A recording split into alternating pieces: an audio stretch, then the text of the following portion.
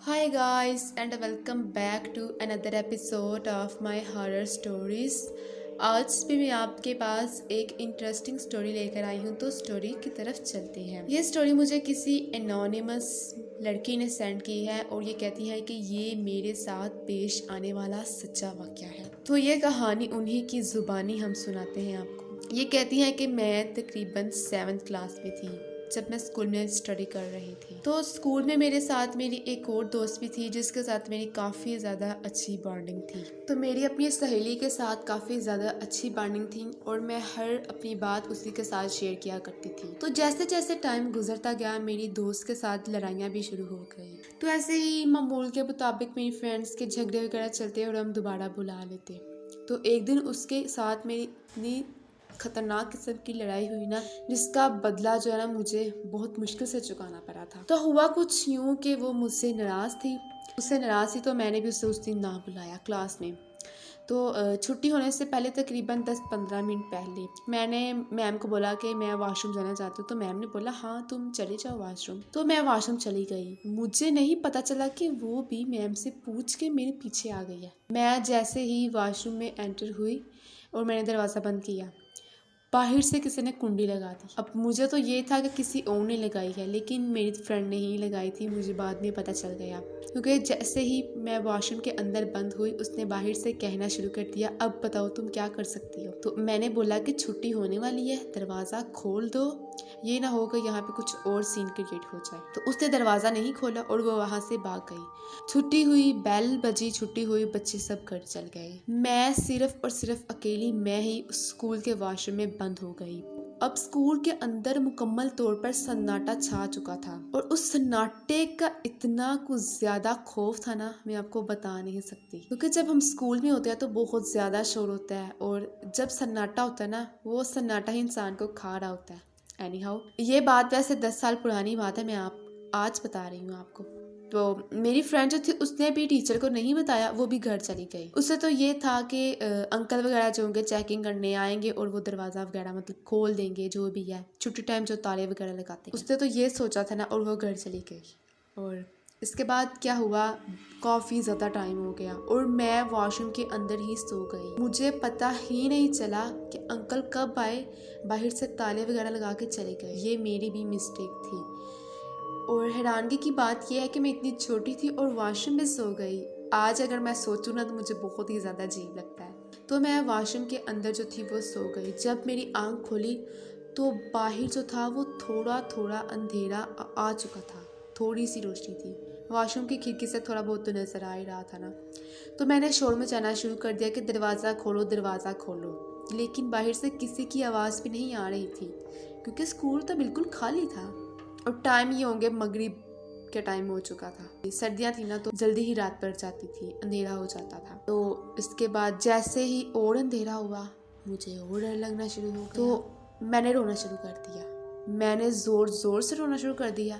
तकरीबन मैं काफ़ी देर तक रोती रही और ऐसे ही रोते रोते मैं सो गई।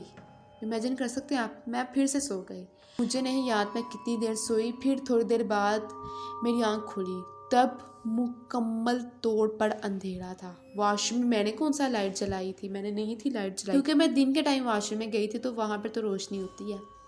वॉशरूम में भी अंधेरा और बाहर भी अंधेरा, गुप अंधेरा था बिल्कुल और कुछ भी नजर नहीं था आ रहा। मैंने जो था वो वॉशरूम के हैंडल को ज़ोर से पकड़ लिया ताकि मतलब बस मैं उसे पकड़ के रखा था। तो अंधेरे में मुझे बहुत ज़्यादा डर लग रहा था। तो मैंने फिर से आवाज़ें वगैरह दी, कोई मेरी मदद कर दे, कोई रोड से गुजरे तो उसे मेरी आवाज़ चली जाए, कोई तो आए, लेकिन कोई नहीं था आया। तो ऐसे ही मैं फिर चुप करके बैठ गई और मैं से जैसे ही चुप करके बैठी ना तो मुझे ऐसे जैसे किसी के चलने की आवाज़ें हैं, जैसे किसी कोई टीचर नहीं होती टाइप, मैम टाइप, जिन्होंने हील डाली हो, और वो ऐसे जैसे मैं वॉशरूम के अंदर हूँ और बाहर को चल के गुजर रहा है, ऐसे सही मुझे प्रॉपर फील हुआ। तो पहले मैंने सोचा ये कौन हो सकता है, इस टाइम तो कोई नहीं हो सकता।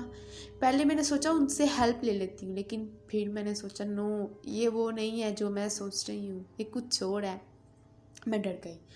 डर के मारे मैंने जो था फिर आंखें बंद की हुई थी पहले से ही, और मैं बहुत ज़्यादा डर गई थी। मैं अब कर भी कुछ नहीं दे सकती, मैंने रोना शुरू कर दिया। मैंने रोना शुरू कर दिया और ऐसे ही रोते रोते फिर मैं चुप कर गई। इसके बाद फिर मुझे ऐसे आवाज़ आई जैसे किसी ने मेरा नाम लिया है, मीरब मीरब। मुझे प्रॉपर तरीके से फील हुआ कि किसी ने मेरा नाम ज़रूर लिया, और ये जो आवाज़ थी वो दरवाजे के बाहर से नहीं थी आ रही, मेरी जो मतलब वॉशरूम की बैक साइड से आ रही थी। पीछे से भी गली थी ना एक, तो वहाँ से आ रही, जैसे कोई खड़ा है बिल्कुल और मेरा नाम ले रहा है। तो मैं आगे से चुप, मैं आगे से कुछ भी नहीं बोली और मैंने रोना शुरू कर दिया। और एक और बात मैं आप लोगों को बता दूं कि मैं जब यहाँ पे बंद थी ना, तो मेरे घर वाले मुझे बाहर ढूंढ रहे थे कि वो कहाँ है, घर नहीं आई, किडनैप हो गई, ये वो स्कूल भी चेक करने आए थे। ठीक है, स्कूल भी चेक करने आए थे। तब मैं सोई हुई थी, उन्होंने काफ़ी ज़्यादा आवाज़ें दी लेकिन मैं सोई हुई थी। हाँ, उनको मेरा बैग ज़रूर मिला था, और वो जो बैग था ना वो घर ले गए। उनको लगा शायद मैं किसी दोस्त के घर हूँ, बैग यहाँ पे रख गई हूँ। उन्होंने मेरी दोस्त से नहीं पूछा, क्योंकि मैंने उन्हें बताया था कि मेरी उससे लड़ाई है, मैं उसे नहीं बुला रही, पर उनको पूछना चाहिए था, उन्होंने नहीं था पूछा। और मेरी दोस्त का वैसे भी वो घर जो था ना काफ़ी ज़्यादा दूर था, तो शायद इसलिए उन्होंने नहीं था पूछा। वो मुझे बाहर ढूंढ रहे थे और मैं यहाँ पर अंदर कैद थी। बहुत ज़्यादा मुश्किल से मैंने वो टाइम गुजारा था, और इसी तरह ऐसे ही फिर मैं रोती रोती फिर मैं सो गई।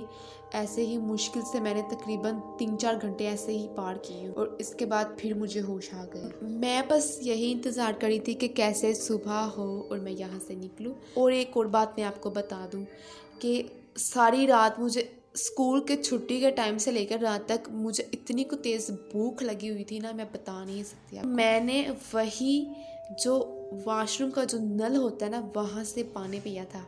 इमेजिन कर सकते हो आप, मैंने वहाँ से पानी पिया था, मैं सच बता रही हूँ।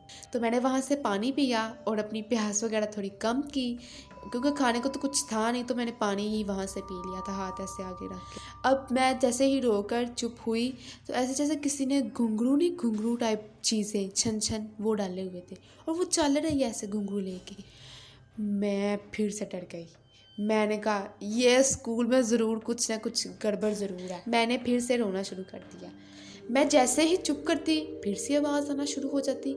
मैंने कहा कि ये जो भी चीज़ है ना, ये मेरे साथ जानबूझ के कर रही है। इसी तरह मैं मतलब खाना ना खाने की वजह से जो है ना, मैं बेहोश हो गई, और यही मेरे लिए जो था वो गुड लक थी। मैं बेहोश हो गई और मेरी सारी रात का जो टाइम था वो वॉशरूम में ही गुजर गया, डरे बगैर जो बाकी रहने वाला था। सुबह जब अंकल आए, उन्होंने साड़े वगैरह कमरे वगैरह खोले, वॉशरूम्स के लॉक वगैरह खोले, तो मैं अंदर बेहोश मिली। और मेरे घर वाले ने तो मेरे ख्याल से काफ़ी ज़्यादा वो परेशान थे, सारी रात वो परेशान ही रहे। तो जब उन्होंने खोले तो फिर मेरी जो फ्रेंड थी उसको तकरीबन पनिशमेंट मिली, और उसके घर वालों को भी स्कूल बुलाया गया। ये काफ़ी ज़्यादा बड़ा जो था ना वो मैटर हो गया था, कि ये मेरे साथ बचपन में पेश आने वाला एक सच्चा वाक़या है। तो ये थी आज की एक हॉरर स्टोरी। अगर आपको स्टोरी पसंद आई हो तो मेरे चैनल को सब्सक्राइब करें और इस वीडियो को लाइक करें। अगर आप में से कोई स्टोरी शेयर करना चाहता है तो मुझे ईमेल कर सकते हैं, मैंने डिस्क्रिप्शन बॉक्स में उसका लिंक दिया हुआ है। Thanks for watching.